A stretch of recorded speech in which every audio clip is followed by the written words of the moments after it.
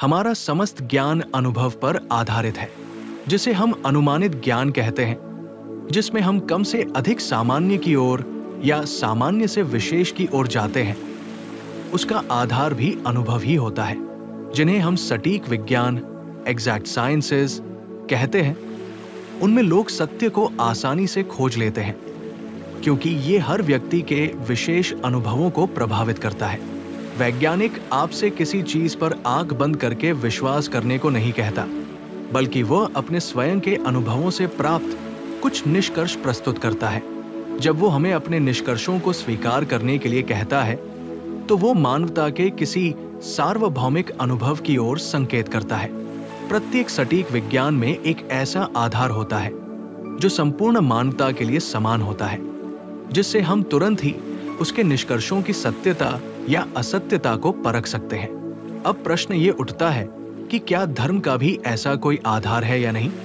इसका उत्तर मैं हाँ और ना दोनों में दूंगा। धर्म, जैसा कि संसार भर में सामान्य रूप से सिखाया जाता है, विश्वास और आस्था पर आधारित माना जाता है, और अधिकांश मामलों में ये केवल विभिन्न सिद्धांतों, थ्योरीज का समूह होता है।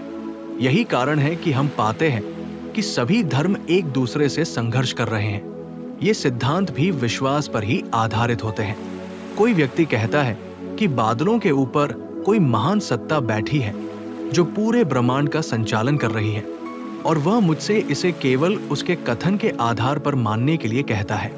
इसी प्रकार मेरे भी कुछ विचार हो सकते हैं जिन्हें मैं दूसरों से मानने की अपेक्षा कर सकता हूं, और यदि वे मुझसे इसका कारण पूछें तो मैं उन्हें कोई ठोस प्रमाण नहीं दे सकता। यही कारण है कि आजकल धर्म और तत्व मीमांसा, मेटाफिजिकल फिलॉसफी की प्रतिष्ठा गिर गई है। हर शिक्षित व्यक्ति ये कहता हुआ प्रतीत होता है कि ओह, ये सभी धर्म केवल सिद्धांतों का समूह है जिनके मूल्यांकन के लिए कोई मानक नहीं है। हर व्यक्ति अपनी पसंद की बातों का प्रचार कर रहा है। फिर भी धर्म में एक सार्वभौमिक विश्वास का आधार है जो विभिन्न सिद्धांतों और विभिन्न देशों में अलग अलग संप्रदायों की धारणाओं को नियंत्रित करता है। जब हम इनका मूल खोजते हैं तो पाते हैं कि ये भी सार्वभौमिक अनुभवों पर आधारित है। सबसे पहले यदि आप संसार के विभिन्न धर्मों का विश्लेषण करें तो पाएंगे कि ये दो वर्गों में विभाजित है। एक, वे जो किसी ग्रंथ पर आधारित है, और दूसरे वे जो ग्रंथों के बिना है। जो धर्म किसी ग्रंथ पर आधारित है वे सबसे सशक्त है और उनके अनुयायियों की संख्या अधिक होती है। जिन धर्मों के पास कोई ग्रंथ नहीं था वे अधिकांशतः समाप्त हो गए, और कुछ नए जो उभरे हैं उनके अनुयायी बहुत कम है।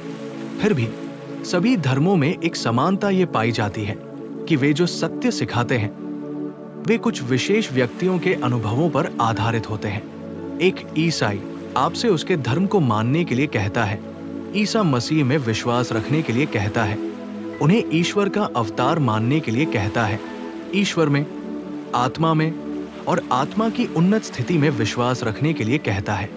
यदि मैं उससे इसका कारण पूछूं तो वो कहता है कि वो इन बातों पर विश्वास करता है। लेकिन यदि आप ईसाईयत के मूल स्रोत तक जाएं तो पाएंगे कि ये अनुभव पर आधारित है। ईसा मसीह ने कहा कि उन्होंने ईश्वर को देखा, उनके शिष्यों ने कहा कि उन्होंने ईश्वर को अनुभव किया, और इसी प्रकार अन्य बातें सामने आई। इसी प्रकार बौद्ध धर्म में ये बुद्ध के अनुभवों पर आधारित है। उन्होंने कुछ सत्यों का अनुभव किया, उन्हें देखा, उनके संपर्क में आए और फिर उन्हें संसार को बताया। हिंदू धर्म में भी यही स्थिति है। उनके ग्रंथों में जिन लेखकों को ऋषि या मुनि कहा जाता है वे घोषणा करते हैं कि उन्होंने कुछ सत्यों का अनुभव किया और वही उन्होंने प्रचारित किया। अतः यह स्पष्ट है कि संसार के सभी धर्म एक ही सार्वभौमिक और अटूट आधार पर निर्मित हुए हैं। प्रत्यक्ष अनुभव। सभी धर्मों के गुरु ईश्वर को देख चुके थे। उन्होंने अपनी आत्मा को देखा था, उन्होंने अपना भविष्य देखा था, उन्होंने अपनी अनंतता को देखा था, और जो कुछ उन्होंने देखा वही उन्होंने प्रचारित किया।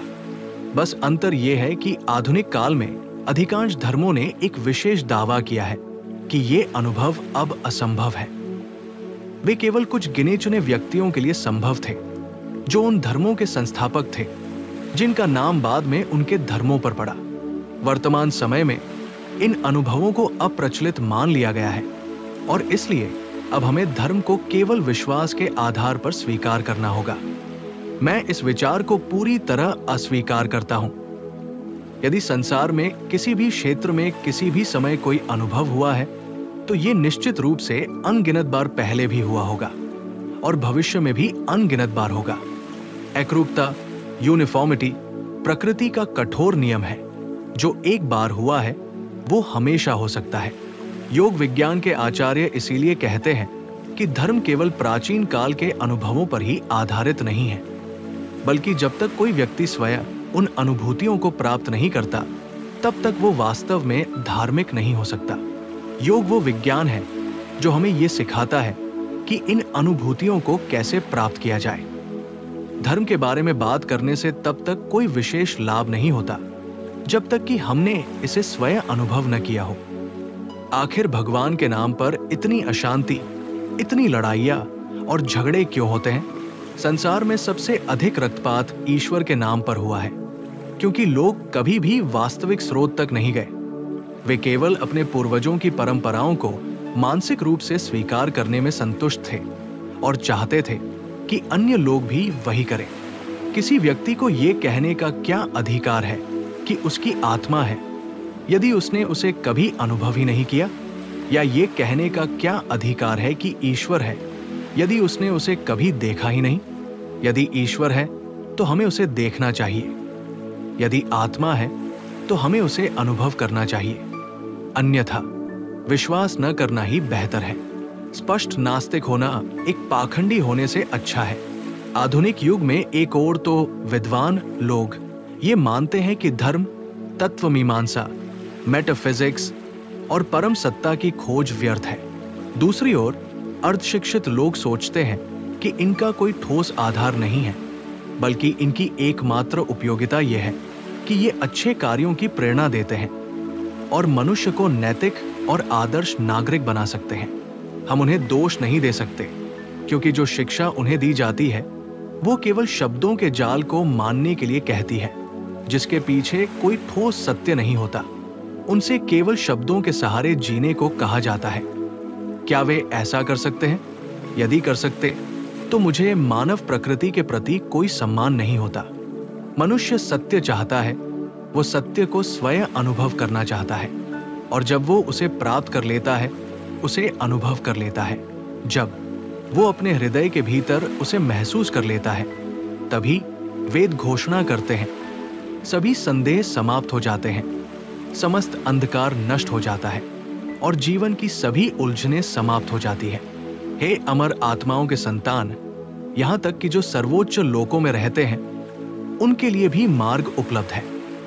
इस अंधकार से बाहर निकलने का एकमात्र मार्ग है उस परम सत्ता का साक्षात्कार करना, जो समस्त अंधकार से परे है। इसके अतिरिक्त और कोई मार्ग नहीं है। राजयोग का विज्ञान इस सत्य तक पहुंचने के लिए एक व्यावहारिक और वैज्ञानिक पद्धति प्रस्तुत करता है। सबसे पहले प्रत्येक विज्ञान की अपनी एक विशिष्ट अनुसंधान पद्धति होती है। यदि कोई व्यक्ति खगोल शास्त्री बनना चाहता है और केवल बैठकर खगोल शास्त्र चिल्लाता रहे, तो वो कभी खगोल शास्त्री नहीं बन सकता। यही बात रसायन विज्ञान पर भी लागू होती है। एक निश्चित प्रक्रिया का पालन करना आवश्यक है।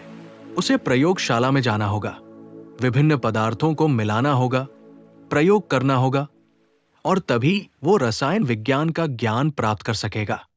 इसी प्रकार यदि कोई व्यक्ति खगोल शास्त्री बनना चाहता है, तो उसे वेधशाला में जाना होगा, दूरबीन से तारों और ग्रहों का अध्ययन करना होगा, और तभी वो खगोल शास्त्री बन सकता है। प्रत्येक विज्ञान की अपनी एक विधि होती है। मैं आपको हजारों प्रवचन दे सकता हूं, लेकिन वे आपको धार्मिक नहीं बना सकते जब तक कि आप स्वयं विधि का अभ्यास न करें। ये वही सत्य है जिन्हें संसार के सभी देशों और सभी युगों के निष्कलंक और निस्वार्थ संतों ने खोजा है, जिनका एकमात्र उद्देश्य मानवता का कल्याण करना था। वे सभी घोषणा करते हैं कि उन्होंने ऐसे सत्य का साक्षात्कार किया है जो हमारी इंद्रियों की सीमा से परे है, और वे हमें इसे स्वयं सत्यापित करने के लिए आमंत्रित करते हैं। वे हमसे कहते हैं कि हम विधि को अपनाएं, इसे ईमानदारी से अभ्यास करें, और यदि हम इस उच्च सत्य को न पाए तो हमें यह कहने का पूरा अधिकार होगा कि यह सत्य नहीं है।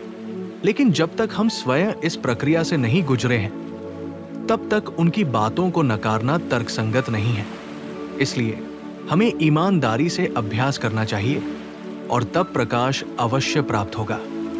ज्ञान प्राप्त करने की प्रक्रिया में हम सामान्यीकरण, जनरलाइजेशन का उपयोग करते हैं, और सामान्यीकरण अवलोकन, ऑब्जर्वेशन पर आधारित होता है। पहले हम तथ्यों का निरीक्षण करते हैं, फिर सामान्यीकरण करते हैं और अंततः निष्कर्ष निकालते हैं। मानव के आंतरिक स्वभाव और विचारों का ज्ञान तभी प्राप्त किया जा सकता है जब हम पहले भीतर चल रही प्रक्रियाओं को देखने की शक्ति विकसित करें। बाहरी दुनिया में तथ्यों का निरीक्षण करना अपेक्षाकृत आसान है, क्योंकि इसके लिए कई प्रकार के उपकरण बनाए गए हैं। लेकिन आंतरिक दुनिया को समझने के लिए हमारे पास कोई भौतिक साधन नहीं है। फिर भी हमें यह पता है कि वास्तविक विज्ञान के लिए अवलोकन अनिवार्य है। बिना उचित विश्लेषण के कोई भी विज्ञान केवल काल्पनिक सिद्धांतों का ढेर बनकर रह जाएगा। यही कारण है कि जब से मनोविज्ञान, साइकोलॉजी का अस्तित्व है, तब से मनोवैज्ञानिकों के बीच निरंतर मतभेद रहे हैं, सिवाय उन कुछ लोगों के जिन्होंने उचित अवलोकन की विधि को खोज लिया। राजयोग का विज्ञान सबसे पहले हमें आंतरिक अवस्थाओं के अवलोकन का एक साधन प्रदान करने का प्रस्ताव रखता है। ये साधन स्वयं मन है। जब ध्यान की शक्ति को सही दिशा में निर्देशित किया जाता है और आंतरिक जगत की ओर मोड़ा जाता है, तो ये मन का विश्लेषण करता है और हमारे लिए सत्य को प्रकाशित करता है। मन की शक्तियां बिखरी हुई किरणों की तरह होती हैं। जब वे केंद्रित होती हैं, तो प्रकाश उत्पन्न करती है। यही हमारे ज्ञान का एकमात्र साधन है। हर कोई इसका उपयोग कर रहा है, चाहे बाहरी संसार में हो या आंतरिक संसार में। लेकिन एक मनोवैज्ञानिक के लिए उसी प्रकार सूक्ष्म अवलोकन आंतरिक जगत पर केंद्रित करना आवश्यक है, जैसे कि एक वैज्ञानिक बाहरी जगत का अध्ययन करता है। इसके लिए बहुत अभ्यास की आवश्यकता होती है। बचपन से हमें केवल बाहरी चीजों पर ध्यान केंद्रित करना सिखाया जाता है, आंतरिक चीजों पर नहीं। इसलिए अधिकांश लोग आंतरिक तंत्र को देखने की क्षमता लगभग खो चुके हैं। मन को बाहर जाने से रोकना, उसे भीतर मोड़ना, फिर उसकी समस्त शक्तियों को केंद्रित करके स्वयं मन को जानने और उसका विश्लेषण करने में लगाना बहुत कठिन कार्य है। लेकिन यही एकमात्र तरीका है जो इस विषय पर वैज्ञानिक दृष्टिकोण दे सकता है। इस ज्ञान का क्या उपयोग है? पहली बात, ज्ञान स्वयं ही सबसे बड़ा पुरस्कार है, और दूसरी बात, इसमें व्यावहारिक लाभ भी है। ये समस्त दुखों को दूर कर सकता है। जब मनुष्य अपने मन का विश्लेषण करता है और उसे किसी ऐसी सत्ता का साक्षात्कार होता है जो कभी नष्ट नहीं होती, जो अपने स्वभाव से ही शुद्ध और पूर्ण है, तब वो कभी दुखी नहीं रहेगा, कभी अशांत नहीं होगा। समस्त दुख, भय और अतृप्त इच्छाओं से उत्पन्न होते हैं। जब मनुष्य ये जान लेता है कि वो कभी नष्ट नहीं होता, तो मृत्यु का भय समाप्त हो जाता है। जब उसे ये अनुभव हो जाता है कि वो पूर्ण है, तो व्यर्थ की इच्छाएं समाप्त हो जाती है। जब ये दोनों कारण समाप्त हो जाते हैं, तो दुख भी समाप्त हो जाता है। तब पूर्ण आनंद की प्राप्ति होती है, चाहे वो इस शरीर में हो या इसके परे। इस ज्ञान को प्राप्त करने का केवल एक ही उपाय है, जिसे ध्यान या एकाग्रता कहा जाता है। रसायन शास्त्री अपनी प्रयोगशाला में अपने मन की समस्त शक्तियों को एक बिंदु पर केंद्रित करता है और पदार्थों के रहस्यों को उजागर करता है। खगोल शास्त्री अपनी समस्त मानसिक ऊर्जा को टेलीस्कोप के माध्यम से आकाश की ओर केंद्रित करता है, और तब तारे, सूर्य और चंद्रमा उसके सामने अपने रहस्य प्रकट कर देते हैं। जिस विषय पर जितनी गहरी एकाग्रता होगी, उस पर उतना ही अधिक प्रकाश पड़ेगा। आप अभी मेरे शब्दों को सुन रहे हैं। जितना अधिक ध्यान केंद्रित करेंगे, उतना ही स्पष्ट रूप से मेरी बातें समझ सकेंगे। दुनिया में अब तक जो भी ज्ञान प्राप्त हुआ है वो मन की एकाग्रता से ही प्राप्त हुआ है। प्रकृति अपने रहस्य तब प्रकट करती है जब हम सही प्रकार से प्रश्न करना और सही तरीके से प्रयास करना सीख लेते हैं। ये प्रयास जितना अधिक केंद्रित होगा उतनी ही अधिक शक्ति उत्पन्न होगी। मानव मन की शक्ति की कोई सीमा नहीं है। जितना अधिक ये केंद्रित होता है उतनी अधिक शक्ति एक ही बिंदु पर लगती है। यही सफलता का रहस्य है। बाहरी चीजों पर मन को केंद्रित करना आसान है क्योंकि मन स्वाभाविक रूप से बाहर की ओर प्रवाहित होता है। लेकिन धर्म, मनोविज्ञान या तत्वज्ञान के मामले में ऐसा नहीं है, जहां विषय और वस्तु एक ही होते हैं। यहां वस्तु आंतरिक होती है। स्वयं मन ही अध्ययन का विषय बनता है और आवश्यक होता है कि मन स्वयं को ही जाने। मन द्वारा मन का अध्ययन। हम जानते हैं कि मन की एक शक्ति होती है जिसे चिंतन या प्रतिफलन कहा जाता है। जब मैं आपसे बात कर रहा हूं तो साथ ही ऐसा प्रतीत होता है कि मैं स्वयं को एक अन्य व्यक्ति के रूप में देख और सुन भी रहा हूं कि मैं क्या बोल रहा हूं। जब आप काम करते हैं और सोचते हैं तो आपके मन का एक हिस्सा साथ खड़ा रहता है और यह देखता है कि आप क्या सोच रहे हैं। मन की शक्तियों को केंद्रित करके इसे स्वयं पर मोड़ना आवश्यक है। और जैसे सूर्य की तीव्र किरणें अंधेरे स्थानों के रहस्यों को प्रकट कर देती हैं, वैसे ही केंद्रित मन अपने सबसे गूढ़ रहस्यों में प्रवेश करेगा। इस प्रकार हम विश्वास के मूल में पहुंचेंगे, जो वास्तविक धर्म होगा। हम स्वयं देख सकेंगे कि आत्मा का अस्तित्व है या नहीं, जीवन कुछ क्षणों का है या अनंत काल का, ब्रह्मांड में कोई ईश्वर है या उससे भी अधिक कुछ। ये सब हमारे सामने प्रकट होगा। यही राजयोग सिखाने का प्रयास करता है। इसके समस्त शिक्षाओं का लक्ष्य यही है कि मन को एकाग्र करना, फिर उसके सबसे गहरे कोनों की खोज करना, फिर उनके सार को समझना और उनसे अपने निष्कर्ष निकालना। इसलिए ये कभी ये प्रश्न नहीं करता कि हमारा धर्म क्या है, हम आस्तिक हैं या नास्तिक, ईसाई हैं, यहूदी हैं या बौद्ध। हम मानव हैं, बस यही पर्याप्त है। हर मनुष्य को धर्म की खोज करने का अधिकार और शक्ति प्राप्त है। हर मनुष्य को यह पूछने का अधिकार है कि क्यों, और यदि वह प्रयास करे तो अपने प्रश्नों के उत्तर स्वयं पा सकता है। अभी तक हमने देखा कि इस राजयोग के अध्ययन में किसी आस्था या विश्वास की आवश्यकता नहीं है। जब तक स्वयं न अनुभव करे तब तक किसी बात को न माने। यही इसका मूल संदेश है। सत्य को टिके रहने के लिए किसी सहारे की आवश्यकता नहीं होती। क्या हमारे जागृत अवस्था के तथ्यों को सिद्ध करने के लिए किसी स्वप्न या कल्पना की आवश्यकता होती है? निश्चित रूप से नहीं। राजयोग का ये अध्ययन लंबा और निरंतर अभ्यास की मांग करता है। इसका एक भाग शारीरिक है, लेकिन मुख्य रूप से ये मानसिक अभ्यास है। जैसे जैसे हम आगे बढ़ते हैं, हम पाएंगे कि मन और शरीर आपस में कितने घनिष्ठ रूप से जुड़े हुए हैं।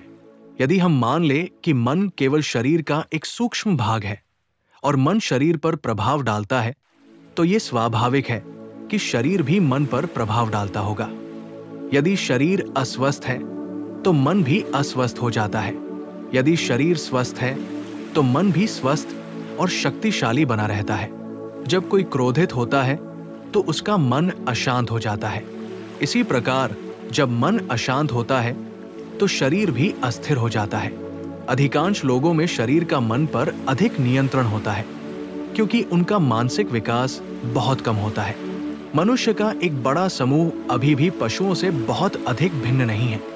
यहाँ तक कि कई मामलों में उनमें नियंत्रण की शक्ति निम्न स्तर के पशुओं से कुछ ही अधिक होती है।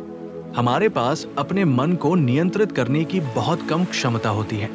इसलिए इस नियंत्रण को प्राप्त करने के लिए, शरीर और मन पर अधिकार पाने के लिए हमें कुछ शारीरिक उपाय अपनाने होंगे। जब शरीर पर पर्याप्त नियंत्रण आ जाएगा, तब हम मन के संचालन का प्रयास कर सकते हैं। मन को नियंत्रित करके हम इसे अपने अधीन ला सकेंगे, इसे अपनी इच्छानुसार कार्य करने के लिए प्रेरित कर सकेंगे और इसे अपने अनुसार केंद्रित कर सकेंगे। राजयोगी के अनुसार बाहरी संसार केवल आंतरिक या सूक्ष्म संसार का स्थूल रूप है। सूक्ष्म हमेशा कारण होता है और स्थूल उसका परिणाम। इसी प्रकार बाहरी शक्तियां केवल स्थूल रूप होती हैं, जबकि आंतरिक शक्तियां उनका सूक्ष्म रूप होती है। जिसने आंतरिक शक्तियों की खोज कर ली और उन्हें नियंत्रित करना सीख लिया, वो संपूर्ण प्रकृति को अपने अधीन कर सकता है। योगी का उद्देश्य इससे कम कुछ नहीं है कि वो संपूर्ण ब्रह्मांड पर अधिकार प्राप्त करे, संपूर्ण प्रकृति को अपने वश में करे। वो उस स्थिति तक पहुंचना चाहता है जहां प्रकृति के नियम उस पर कोई प्रभाव न डाले, जहां वह इन सब के पार चला जाए। वो आंतरिक और बाह्य दोनों प्रकृतियों का स्वामी बनना चाहता है। मानव जाति की उन्नति और सभ्यता का अर्थ केवल प्रकृति को नियंत्रित करना ही है। विभिन्न जातियां प्रकृति को नियंत्रित करने के लिए विभिन्न प्रक्रियाओं को अपनाती हैं। जैसे एक ही समाज में कुछ लोग बाहरी प्रकृति को नियंत्रित करना चाहते हैं और कुछ आंतरिक प्रकृति को, वैसे ही विभिन्न जातियों में कुछ बाहरी प्रकृति पर नियंत्रण चाहते हैं, जबकि अन्य आंतरिक प्रकृति को। कुछ का मत है कि यदि हम आंतरिक प्रकृति पर नियंत्रण पाले तो सब कुछ नियंत्रित कर सकते हैं। वहीं अन्य कहते हैं कि बाहरी प्रकृति पर नियंत्रण से ही सब कुछ साधा जा सकता है। यदि इन दोनों विचारों को उनकी चरम सीमा तक ले जाया जाए तो दोनों सही सिद्ध होते हैं, क्योंकि प्रकृति में बाहरी और आंतरिक जैसी कोई भिन्नता नहीं है। ये केवल काल्पनिक सीमाएं हैं जो वास्तव में कभी अस्तित्व में नहीं थी। बाह्यवादी और आंतर्यवादी दोनों अपनी ज्ञान की चरम सीमा पर पहुंचने पर एक ही बिंदु पर मिलते हैं। जैसे भौतिक विज्ञान जब अपनी अंतिम सीमा तक पहुंचता है तो वो दार्शनिकता में विलीन हो जाता है, उसी प्रकार तत्ववेत्ता भी ये देखता है कि मन और पदार्थ केवल दिखावटी विभाजन है, वास्तविकता केवल एक ही है। समस्त विज्ञान का लक्ष्य इस एकता को खोजना है, उस एक मूल तत्व को जिससे ये विविधता उत्पन्न होती है और जो अनेक रूपों में प्रकट हो रहा है। राजयोग इसी आंतरिक जगत से प्रारंभ करता है, आंतरिक प्रकृति का अध्ययन करता है और उसके माध्यम से संपूर्ण प्रकृति, बाहरी और आंतरिक पर नियंत्रण प्राप्त करने का प्रयास करता है। ये बहुत पुराना प्रयास है। भारत इसकी विशेष भूमि रही है, लेकिन अन्य देशों में भी इसका प्रयास किया गया। पश्चिमी देशों में इसे रहस्यवाद माना गया और जो लोग इसे अभ्यास में लाना चाहते थे उन्हें जादूगर या डायन समझकर जला दिया गया या मार दिया गया। भारत में विभिन्न कारणों से ये ज्ञान कुछ लोगों के हाथों में चला गया, जिन्होंने 90% ज्ञान को नष्ट कर दिया और शेष को गुप्त बनाकर रखा। आधुनिक काल में पश्चिम में भी कई तथाकथित शिक्षक उभर आए हैं जो भारत के उन गुप्तधारियों से भी बुरे हैं, क्योंकि कम से कम वे कुछ जानते थे, जबकि आधुनिक प्रचारक तो बिल्कुल भी कुछ नहीं जानते। योग के इन रहस्यवादी और गूढ़ सिद्धांतों को तुरंत त्याग देना चाहिए। जीवन में सबसे अच्छा मार्गदर्शक बल और आत्मविश्वास है। धर्म में भी और अन्य सभी मामलों में भी जो चीज आपको कमजोर बनाती है उसे त्याग दे, उससे कुछ लेना देना न रखें। रहस्यवाद से मनुष्य का मस्तिष्क दुर्बल हो जाता है। इसी रहस्यवाद ने योग जैसी महानतम विज्ञान को लगभग नष्ट कर दिया। जब योग की खोज हुई 4000 वर्षों से भी अधिक समय पहले, तब भारत में इसे पूर्ण रूप से स्पष्ट रूप से समझाया गया, व्यवस्थित किया गया और प्रचारित किया गया। ये एक महत्वपूर्ण तथ्य है कि जितना आधुनिक कोई टीकाकार होता है उतनी ही अधिक गलतियां करता है, जबकि जितना प्राचीन लेखक होता है उतना ही अधिक तर्कसंगत होता है। अधिकांश आधुनिक लेखक योग को रहस्यमय बनाते हैं और इसी कारण ये कुछ लोगों के हाथों में गुप्त रह गया, बजाय इसके कि इसे खुले रूप में तार्किक दृष्टि से सबके समक्ष रखा जाता। इन लोगों ने इसे गुप्त इसलिए बनाया ताकि शक्ति केवल उनके पास बनी रहे। पहली बात यह कि मैं जो भी सिखा रहा हूं उसमें कोई रहस्य नहीं है। जो कुछ भी मैं जानता हूं वो मैं आपको बता दूंगा। जहां तक मैं तर्क कर सकता हूं वहां तक मैं समझाने का प्रयास करूंगा, लेकिन जहां मैं नहीं जानता वहां मैं केवल यही कहूंगा कि शास्त्रों में ऐसा कहा गया है। अंधविश्वास करना गलत है। आपको अपनी बुद्धि और तर्क शक्ति का प्रयोग करना चाहिए। आपको स्वयं अभ्यास करके देखना चाहिए कि ये बातें सच होती है या नहीं। जिस प्रकार आप किसी अन्य विज्ञान को पढ़ते हैं, उसी प्रकार इस विज्ञान का भी अध्ययन करना चाहिए। इसमें न तो कोई रहस्य है, न कोई भय। यदि ये सत्य है तो इसे सार्वजनिक रूप से प्रचारित किया जाना चाहिए, खुले मैदानों में, दिन के उजाले में। इन बातों को रहस्यमय बनाने का कोई भी प्रयास केवल भयंकर हानिकारक सिद्ध होगा। सांख्य दर्शन के बिना राजयोग को समझना कठिन है, इसलिए पहले मैं आपको सांख्य दर्शन का थोड़ा परिचय दूंगा, जिस पर पूरा राजयोग आधारित है। सांख्य के अनुसार हमारी इंद्रियों द्वारा ग्रहण की गई बाहरी वस्तुओं की संवेदनाएं पहले हमारे इंद्रिय अंगों तक पहुंचती हैं, फिर वे मस्तिष्क केंद्रों तक जाती है। वहां से ये संवेदनाएं मन तक जाती हैं।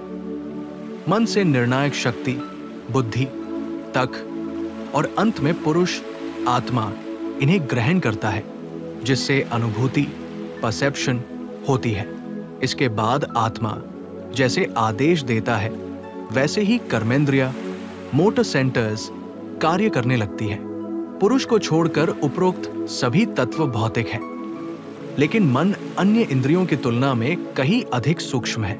जिस तत्व से मन बना है, वही आगे जाकर तन्मात्रा नामक सूक्ष्म पदार्थ का निर्माण करता है, और तन्मात्रा स्थूल पदार्थ में परिवर्तित होकर बाहरी भौतिक जगत की रचना करती है।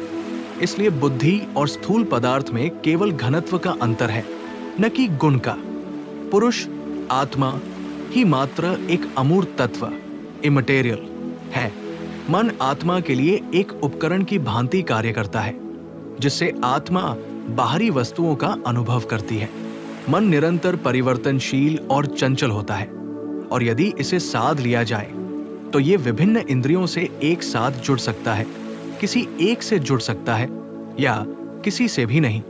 उदाहरण के लिए, यदि मैं घड़ी की टिक टिक ध्यानपूर्वक सुन रहा हूं, तो संभव है कि मेरी आंखें खुली होने के बावजूद मैं कुछ न देख पाऊं, क्योंकि मन उस समय देखने की बजाय सुनने की इंद्रिय से जुड़ा हुआ था।